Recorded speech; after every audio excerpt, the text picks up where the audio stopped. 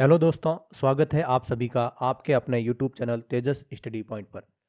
दोस्तों, आज का वीडियो आपके आने वाले एग्जाम्स के लिए बहुत ही महत्वपूर्ण होने वाला है, क्योंकि आज के वीडियो में हम जून 2023 के कंप्लीट करंट अफेयर्स को पढ़ेंगे। इसके साथ ही आपको बता दें कि दोस्तों, अगर आप डेली करंट अफेयर्स भी पढ़ना चाहते हैं तो हमारे यूट्यूब चैनल को ज़रूर सब्सक्राइब कर लें, जहां आपको 1 मिनट के शॉर्ट वीडियो के माध्यम से डेली करंट अफेयर्स के जीके क्वेश्चंस मिल जाएंगे। और इन सभी का पीडीएफ डाउनलोड करने के लिए हमारे टेलीग्राम चैनल को भी जरूर ज्वाइन करें। तो शुरुआत करते हैं हमारे वीडियो की। तो हमारा पहला प्रश्न है, हाल ही में केंद्रीय स्वास्थ्य और परिवार कल्याण मंत्री मनसुख मंडाविया ने 2 केंद्र सरकार स्वास्थ्य योजना वेलनेस केंद्रों का उद्घाटन कहाँ किया है?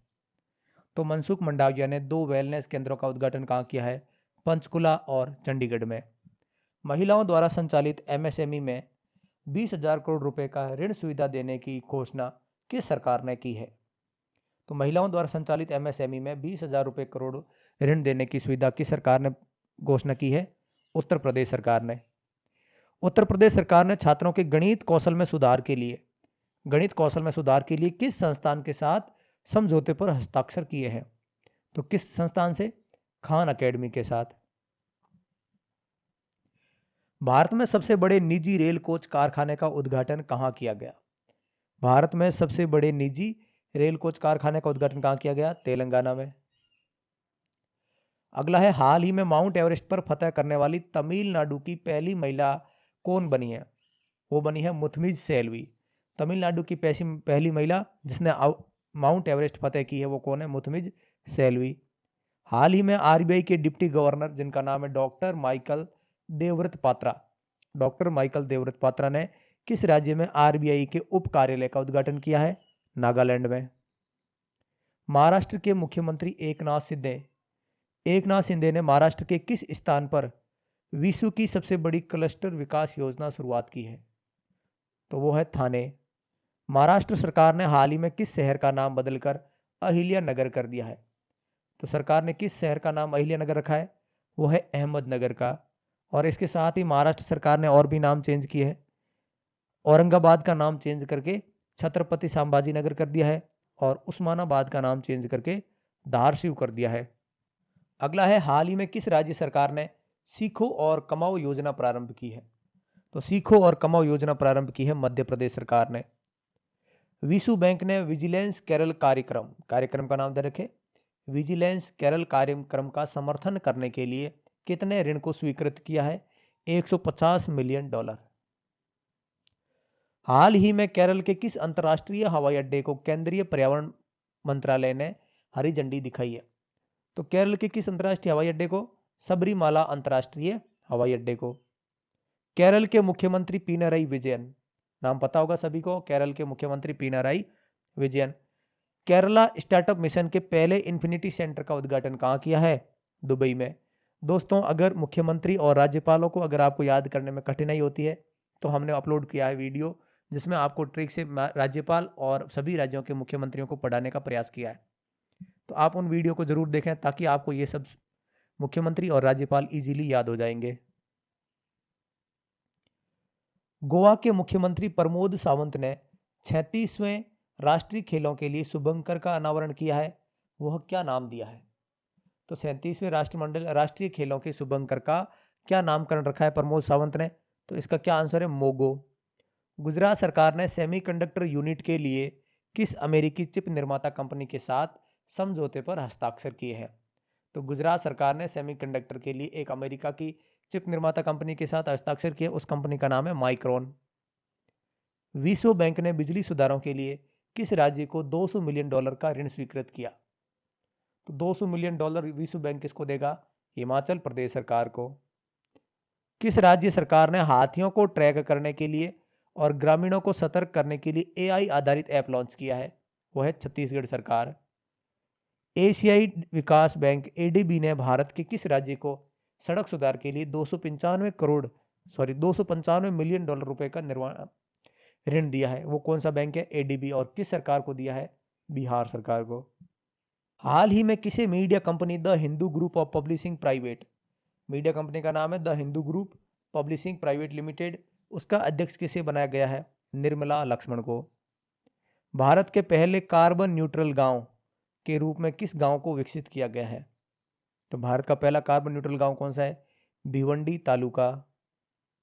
दुनिया का पहला 3D प्रिंटेड मंदिर किस राज्य में बनाया जा रहा है?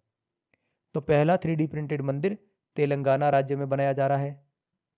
हाल ही में किस fintech company, finance and technology company ने आरबीआई और एनबीएफसी के साथ लाइसेंस लेने के बाद अकाउंट एग्रीगेटर की सेवा शुरू की है? तो किस फिनटेक कंपनी ने अकाउंट एग्रीगेटर की सुविधा शुरू की है? वो है फोन पे। हाल ही में किस देश के रक्षा मंत्री भारत के 2 दिवसीय यात्रा पर आए हैं? तो भारत में 2 दिन की यात्रा पर किस देश के रक्षा मंत्री आए हैं? वो आए हैं फान वांग गियांग, जो वियतनाम के रक्षा मंत्री है। भारत सरकार के किस कैबिनेट मंत्री ने वेस्ट टू हेल्थ पहल का नाम है वेस्ट टू हेल्थ पहल के तहत सागर समृद्धि सिस्टम की शुरुआत की है? किस मंत्री ने? तो केंद्रीय बंदरगाह, नौवहन और जल मार्ग मंत्री सर्बानंद सोनोवाल ने। विश्व मरुस्थलीकरण और सूखा रोकथाम दिवस 2023 कब मनाया गया? तो सूखा रोकथाम दिवस मनाया गया था 2023 का 17 जून को। हाल ही में गुजरात के सौराष्ट्र और कच्छ में भारी तबाही मचाने वाले चक्रवात का नाम क्या है? उसका नाम है बिपरजॉय। और बिपरजॉय नाम किसने दिया था? वो दिया था बांग्लादेश ने। नेपाल के पुकोट कर्णाली जल विद्युत परियोजना, नेपाल की पुकोट कर्णाली जल विद्युत परियोजना के विकास के लिए भारत की एनएचपीसी कंपनी ने नेपाल की किस कंपनी के साथ समझौता किया है? तो वो नेपाल की कौन सी कंपनी के साथ? वीयूसीएल के साथ। और वीयूसीएल की फुल फॉर्म में विद्युत उत्पादन कंपनी लिमिटेड। भारत सरकार ने हिमाचल में कृषि को बढ़ावा देने के लिए $130 मिलियन के ऋण पर किसके साथ हस्ताक्षर किए हैं? तो भारत सरकार हिमाचल में कृषि बढ़ाने के लिए किस सरकार से $130 मिलियन का ऋण लेगी? तो है एडीबी, एशियन डेवलपमेंट बैंक से। ब्रिक्स देशों के अगस्त के शिखर सम्मेलन में 5 नए सदस्यों के शामिल होने की संभावना है। और 5 सदस्य कौन कौन से हो सकते हैं? अभी तक हमने ब्रिक्स में सुना है कि ब्रिक्स में 5 देश हैं, और अब ब्रिक्स चाह रहा है कि 5 और देशों को ऐड किया जाए। और अब 5 देशों में कौन कौन से शामिल होने की किस किस की प्रोबेबिलिटी ज़्यादा है? तो सऊदी अरब, इंडोनेशिया, संयुक्त अरब अमीरात यूएई, मिस्र और अर्जेंटीना। हाल ही में भारत में अमेरिका के साथ सशस्त्र ब्रह्म और जेट इंजन सशस्त्र ड्रोन है सशस्त्र ड्रोन और जेट इंजन के दोहरे समझौते पर हस्ताक्षर किए हैं। उनके क्या नाम है? तो जिस फाइटर जेट इंजन के हस्ताक्षर किए उसका नाम है GEF414। और जो सशस्त्र ड्रोन भारत खरीदेगा उसका नाम है MQ9। और संख्या भी याद रखें, सशस्त्र ड्रोन 31 खरीदेगा। भारत के युद्धपोत मिसाइल कारवेट INS कृपान, जिसे 1991 में कमीशन किया गया था, किस देश को उपहार में देने का फैसला किया है? यानी कि भाई भारत का जो युद्धवाहक पोत है जिसका नाम है INS कृपान, जिसको 1991 में कमीशन किया गया था, वो किस देश को भारत उपहार में देना चाह रहा है? उसका नाम है वियतनाम। हाल ही में केंद्रीय प्रत्यक्ष कर और सीमा शुल्क बोर्ड केंद्रीय प्रत्यक्ष कर और सीमा शुल्क बोर्ड ने किस कंपनी को 942 करोड़ का डिमांड नोटिस भेजा है? और वो कौन सी कंपनी है? HDFC life insurance. हाल ही में हिमालय क्षेत्र में एडवांस माउंटेनियरिंग कोर्स पूरा करने वाली पहली महिला NCC कैडेट, जो एडवांस माउंटेनियरिंग पर्वतारोही का जो कोर्स होता है उसको कंप्लीट करने वाली पहली महिला कैंडिडेट NCC की कौन बनी है? शालिनी सिंह। किस भारतीय अभिनेता को विशेष ओलंपिक भारत के गुडविल एम्बेसडर के रूप में नियुक्त किया गया है? जो भारत का ओलंपिक है, भारतीय ओलंपिक है, उसके गुडविल एम्बेसडर के रूप में किस भारतीय अभिनेता को नियुक्त किया है? तो आयुष्मान खुराना को। और पहले लिखा हुआ है कि यूनिसेफ के भी नेशनल ब्रांड एम्बेसडर अभी कौन है? आयुष्मान खुराना। रियल मैड्रिड के किस पूर्व खिलाड़ी ने सऊदी अरब के अल इतिहाद फुटबॉल क्लब में शामिल होने के लिए समझौते पर हस्ताक्षर किए हैं? जो यूरोप की रियल मैड्रिड क्लब है उसका जो पूर्व खिलाड़ी कौन है, वो जो सऊदी अरब के अल इतिहाद फुटबॉल क्लब में शामिल होगा, उसका नाम है करीम बेंजेमा।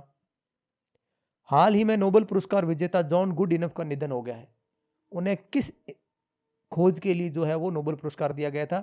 लिथियम बैटरी की खोज के लिए। भारतीय नौसेना की पहली पनडुब्बी जिसका नाम है INS कलवरी, INS कलवरी के जो पहले कमांडर और कमोडोर थे उनका निधन हो गया। उनका नाम था के.एस. सुब्रमण्यम। के.एस. सुब्रमण्यम। केरल के पहले अशोक चक्र प्राप्तकर्ता जिनका 87 ईयर्स की एज में जो है निधन हो गया, और उनका नाम क्या था? उनका नाम था LB D cruise. Uttar Pradesh के मुख्यमंत्री योगी आदित्यनाथ के जन्मदिन पर लेखक का नाम है शांतनु गुप्ता ने किस पुस्तक का विमोचन किया? तो शांतनु गुप्ता ने किस पुस्तक का विमोचन किया? अजय टू योगी आदित्यनाथ। चौबटिया उत्तराखंड में आयोजित भारत और मालदीव का संयुक्त सेना अभ्यास का नाम क्या है? तो चौबटिया उत्तराखंड में आयोजित भारत और मालदीव का संयुक्त सेना अभ्यास का नाम है एक्वेरिन। भारत सरकार ने अमेरिका से कितने MQ-9B सशस्त्र ड्रोन खरीदने की मंजूरी दी है?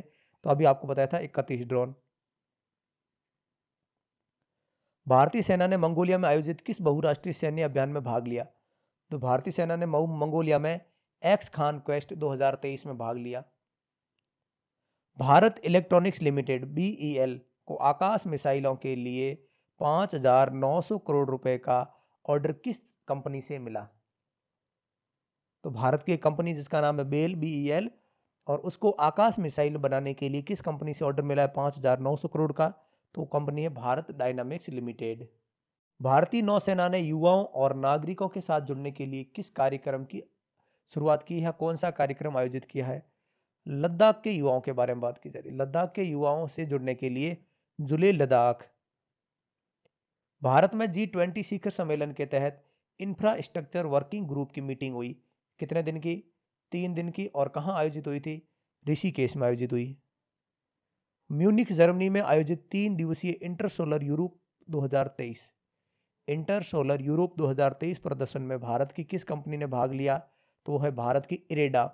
और इसका फुल फॉर्म बात की जाए तो भारतीय अक्षय ऊर्जा विकास agency.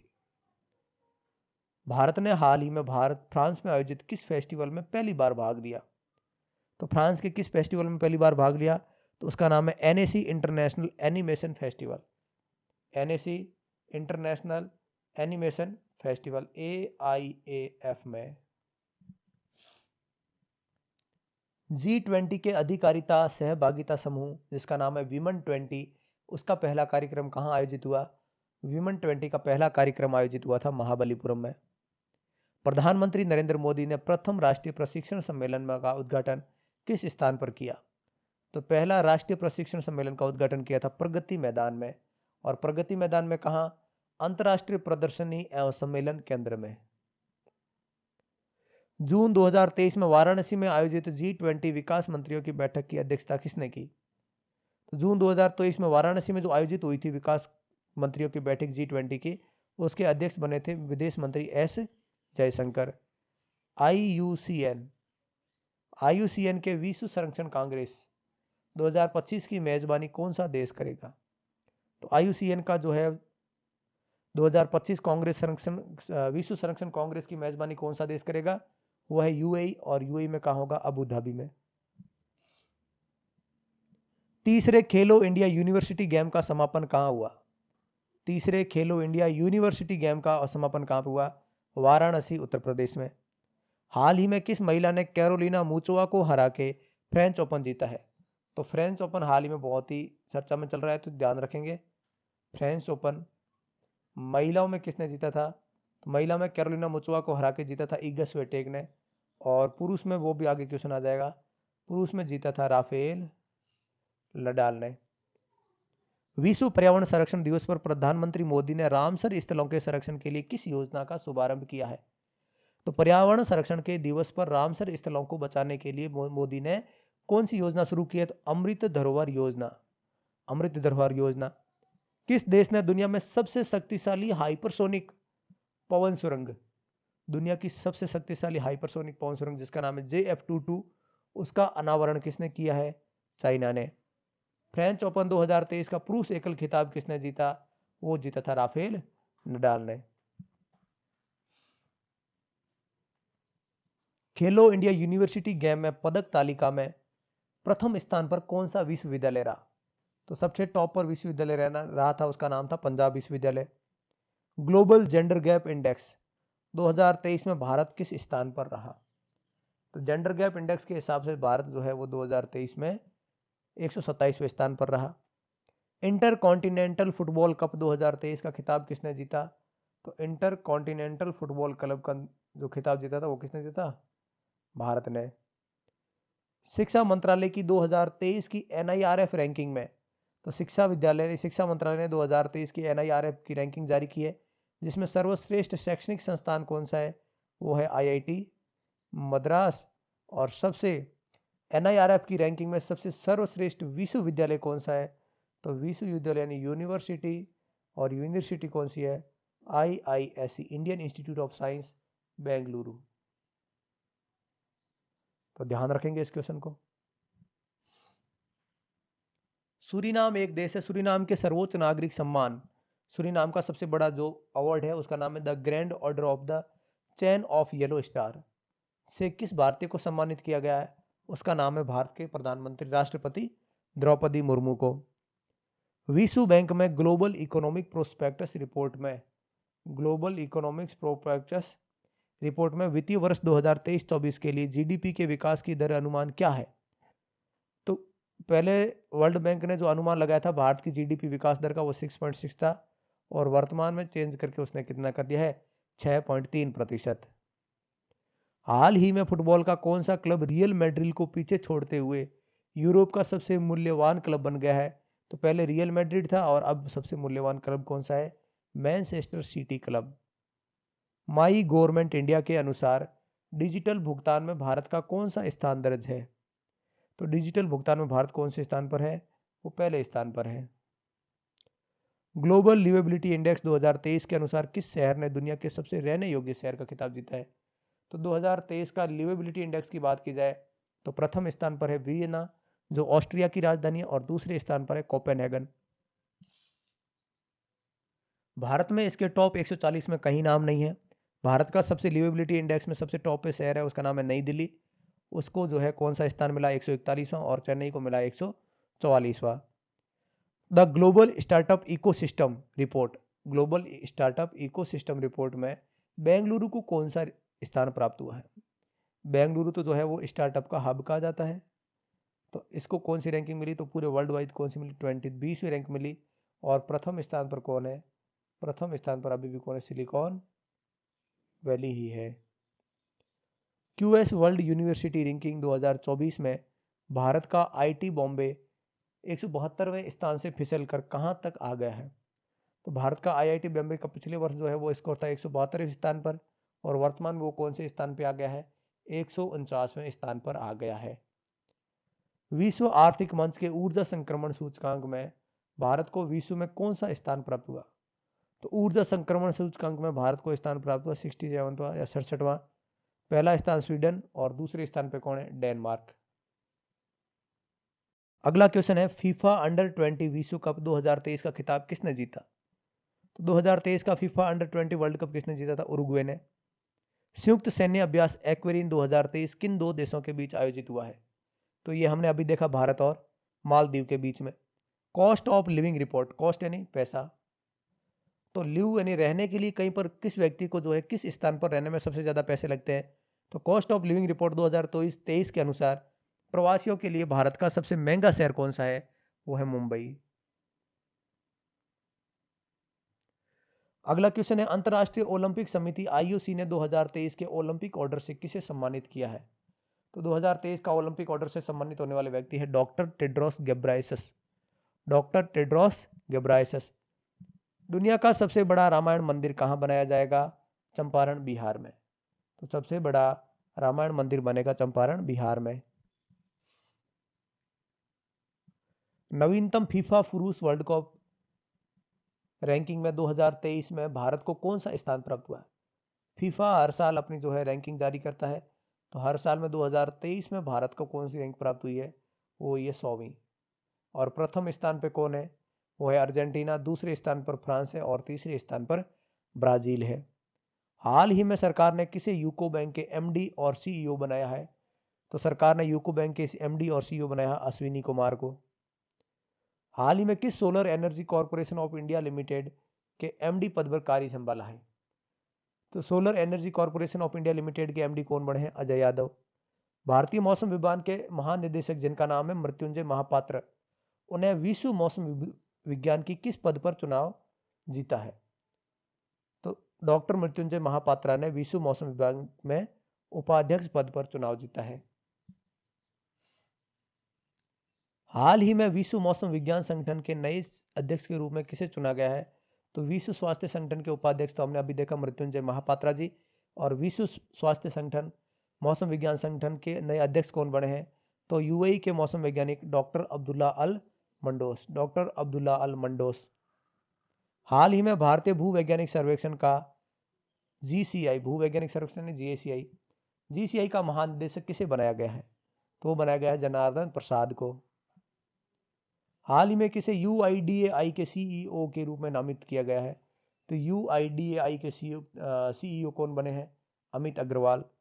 NTA, national testing agency जो एग्जाम्स करवाती है, उसके डीजी के रूप में कौन चुने गए हैं? वो चुने गए हैं सुबोध कुमार सिंह, सुबोध कुमार सिंह। हाल ही में किसे रॉ के प्रमुख के रूप में नियुक्त किया गया है? तो रॉ के प्रमुख बनाया गया है रवि सिन्हा को। पनामा में भारत के अगले राजदूत कौन है? तो पनामा देश में भारत के अगले राजदूत कौन होंगे? सुमित सेठ। मिस्र का सर्वोच्च नागरिक पुरस्कार जिसका नाम है ऑर्डर ऑफ द नाइट नहीं है, नाइल। तो ऑर्डर ऑफ द नाइल किसे दिया गया? तो भारत के प्रधानमंत्री नरेंद्र मोदी को। प्रसिद्ध इतिहासकार रामचंद्र गुहा को किस पुस्तक के लिए हिस्टोरिकल बायोग्राफी 2023 के लिए एलिजाबेथ लॉन्गफोर्ड पुरस्कार दिया गया? तो प्रसिद्ध इतिहासकार जिसका नाम है रामचंद्र गुहा, उनको एलिजाबेथ लॉन्गफोर्ड पुरस्कार दिया गया किस पुस्तक के लिए? तो रेबेल्स अगेंस्ट द राज, पुस्तक का नाम है rebels against the Raj, western fighters for India's freedom.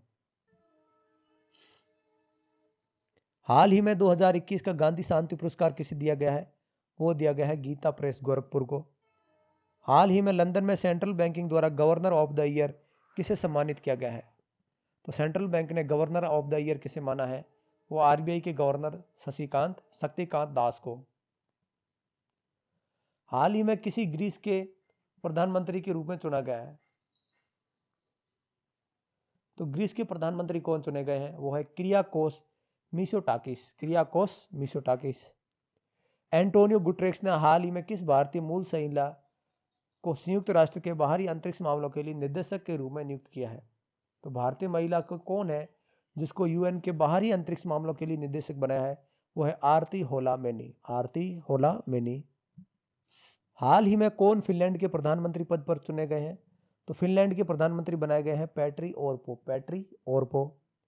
हाल ही में किस भारतीय कंपनी ने गुजरात सरकार के साथ 13,000 करोड़ रुपए के ईवी बैटरी संयंत्र बनाने के समझौते पर हस्ताक्षर किए हैं?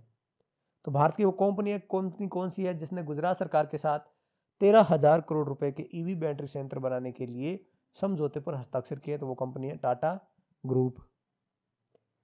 विश्व की सबसे तेज मोटर बाइक रेस को जिसका नाम है मोटो जीपी 2023, मोटो जीपी 2023 की मेजबानी कौन सा राज्य करेगा? तो भारत में होगी, और भारत में किस राज्य में होगी?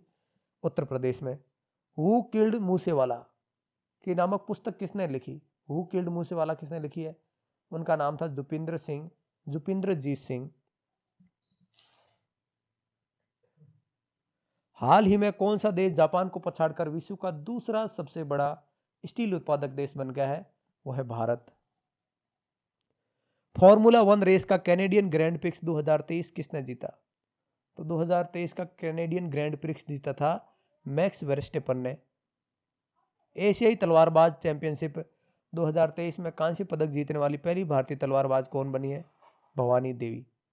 तो एशियाई तलवारबाजी चैंपियनशिप है, उसमें कांस्य पदक जीतने वाली पहली भारतीय महिला बनी है भवानी देवी। हाल ही में उत्तर प्रदेश सरकार ने अपने राज्यों के जेलों के नाम बदल दिए, और जेलों के नाम बदल के क्या रख दिया? सुधार गृह कर दिया है। हाल ही में इंडिगो ने 500 A320 फैमिली एयरक्राफ्ट बनाने के लिए किस विश्व की सबसे बड़ी समझौता किया है? तो हाल ही में इंडिगो ने 500 A320 फैमिली एयरक्राफ्ट खरीदने के लिए फ्रांस की किस कंपनी के साथ समझौता किया है? तो फ्रांस की कंपनी का नाम है एयरबस। महाराष्ट्र राज्य की पहली महिला राज्य परिवहन बस चालक कौन है? तो महाराष्ट्र राज्य की पहली महिला जो सरकारी बस चला रही वो कौन है? अर्चना अतराम। वे यूरोपियन यूनियन 45वें यूरोपियन ऐसे prize for lifetime achievement award 2023 में किस लेखिका को सम्मानित किया गया? 45वां जो यूरोपियन प्राइड ऑफ ऑनर था, उससे भारत की किस लेखिका को सम्मानित किया गया था? उनका नाम है अरुंधति रॉय का।